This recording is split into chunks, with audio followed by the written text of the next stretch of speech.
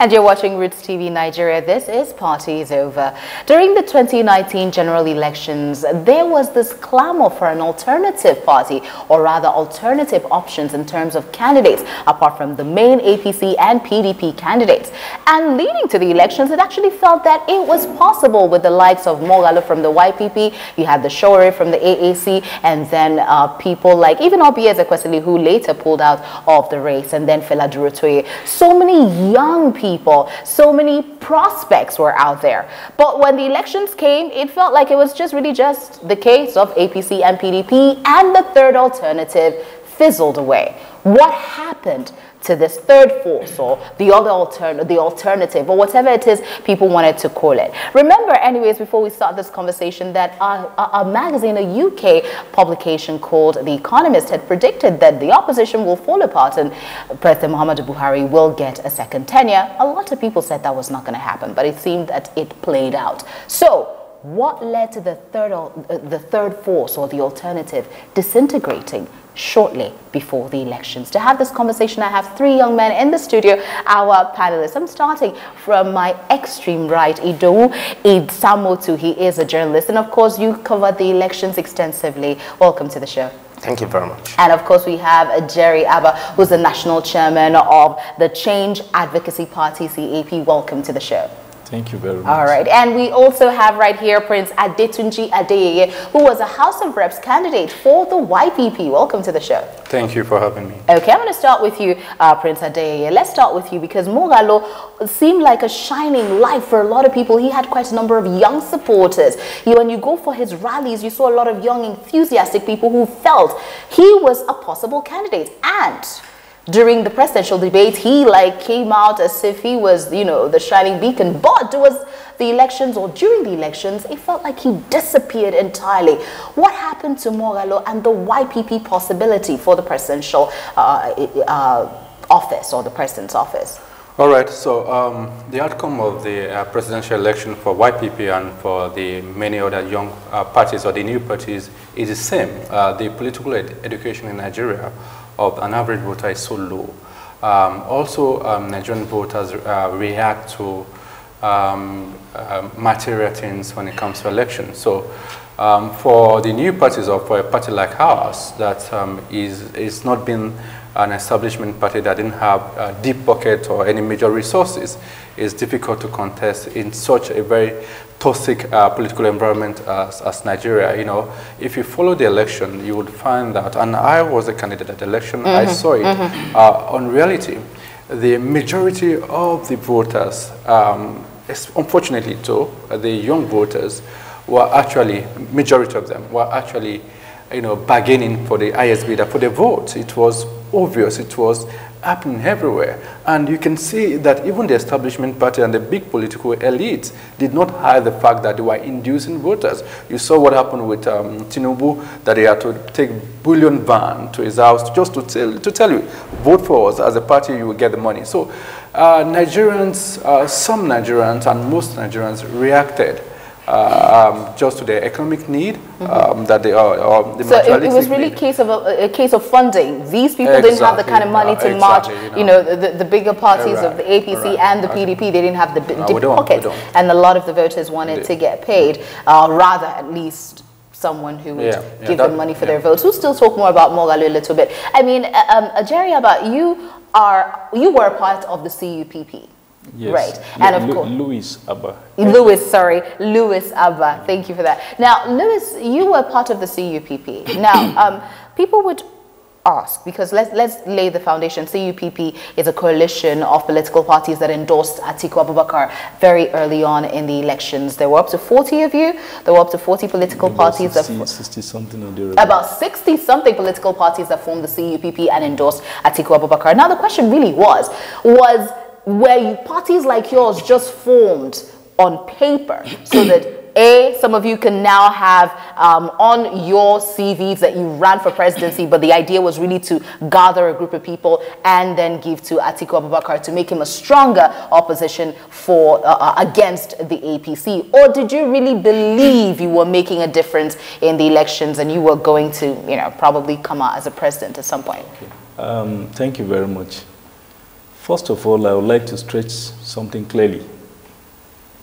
The 91 political parties we have in this country now, reasonably over 80 or 85 of these political parties, their leadership, the age bracket is between the age of 40, 52 or thereabout. Okay.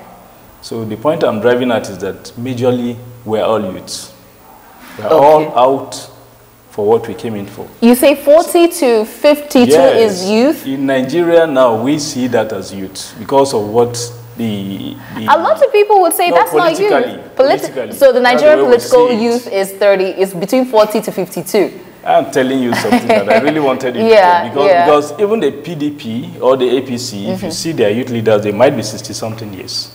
So and that is an anomaly. That is an anomaly. It shouldn't, even though we adopt that, that's a huge anomaly. It's not an adoption. There's a point I'm trying to drive at.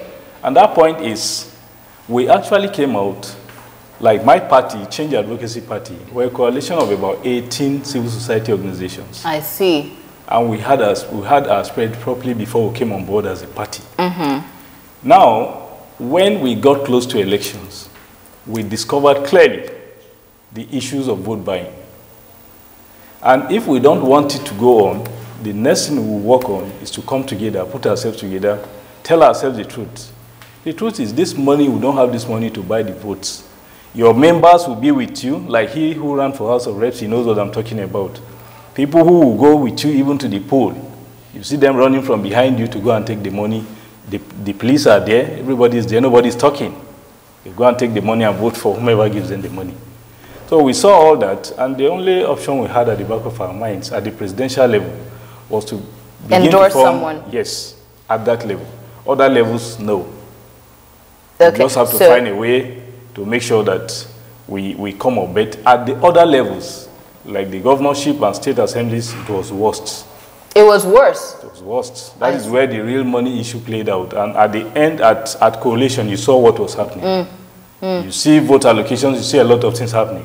We tried our best. Interesting. And the worst thing that is going to happen to this country is coming towards 2023. You cannot register a party today, and in less than a year, you are deregistering them. So when are we going to have time to consolidate? I understand. That is actually the major problem we're having. So the real enemies of this country, they are those who make these laws of deregistration. They do not want democracy to thrive in this country. Anyways, we've had conversations about the power of INEC to deregister political parties. I mean, there are clear conditions in the law according to the Constitution and the Electoral Act for which you will be deregistered. Of course, that comes with your finances and all of that. But the idea that you do not win a certain percentage of the elections is still debatable, because there are countries like India that have over 2,000 registered political parties. You have South Africa with over 600 registered political parties. So, you're right. You're right. Now, let me point out something. If you register a political party today, and by next week, primaries commence, how do you, at what point do you want them to put themselves together and ensure that they get these conditions you put in place before you get them registered if they didn't win? So this for you, like Change Advocacy Party, just like the YPP, was really testing the waters and getting ready for 2023. That's exactly interesting. You are a journalist, and I want to first of all get your thoughts on this third alternative. Did you even think they had a shot? And if they did have a shot, what kind of impact did you think they were going to make? Apart from funding, if you look at all these political parties, clearly the intention of forming a political party, what were the intentions? Interesting. I must be sincere with you. I have covered a lot of political parties, FGP, PDP, APC. I've covered all of them. If we want to be sincere with ourselves, the main aim of forming political parties by our political gladiators in this country are not to win. We must be sincere with ourselves. What was it for? What would you say the intention was for? The intention, the clear intention was not to win. It was for what? God bless you. It was actually to make either popularity or to find their way or to have a chance of penetrating into the government, into the government. For instance now, let me be sincere with you. I see no reason why you sweat to form a particular political party, and you cannot stand firm to protect your party, a particular political party, you have worked, you have labored together. You now joined another political party saying you want to. If you look at it clearly, some of the political gladiators of these parties, they will just be doing as if, kind of meeting other dominant parties in order to get their own share.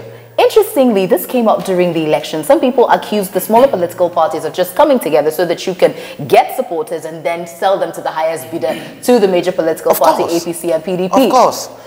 For instance, now, when Mrs. Ezekwesili pulled out, I wrote something against her personally because I was not comfortable with what she did.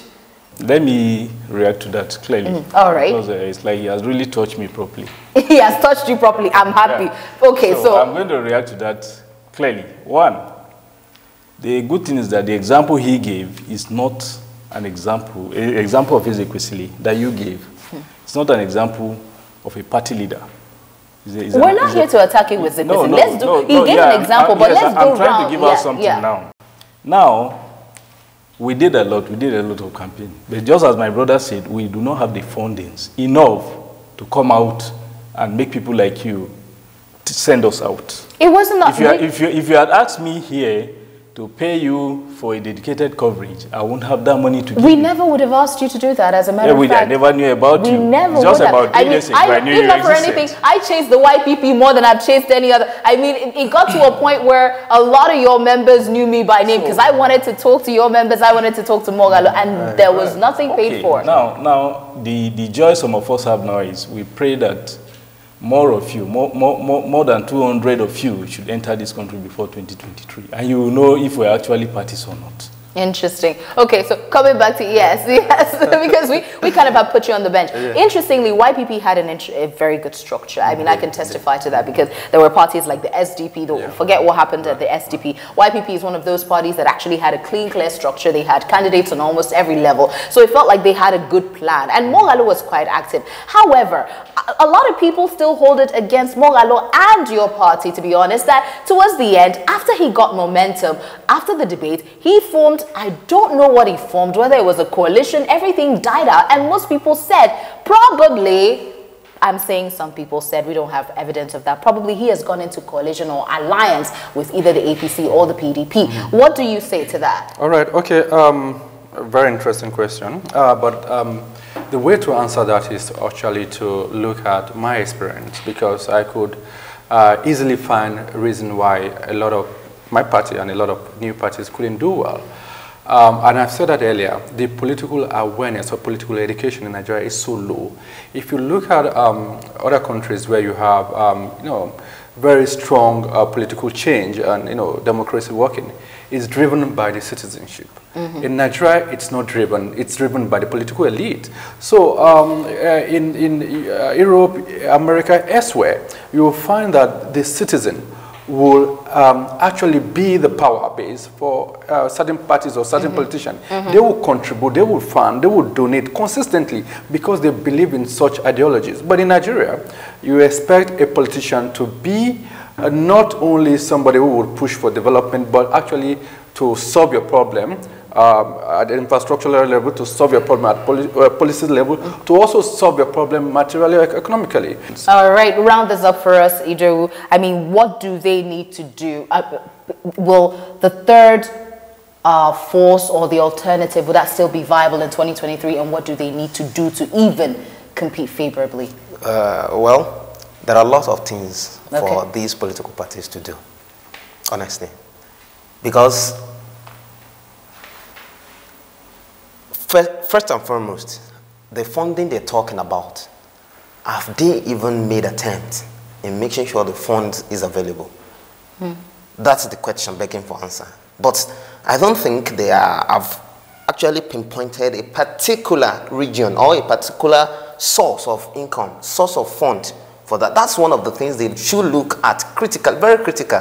They said others are buying votes. We're not saying they should buy votes. They're just saying elections cost money.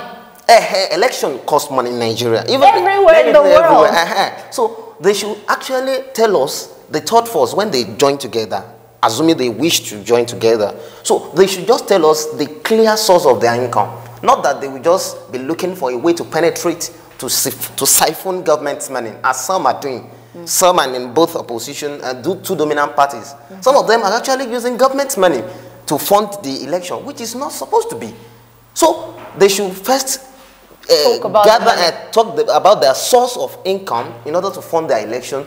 Then they should now look at the root, the intention, and work on their intention, a sincere intention of creating such a political party.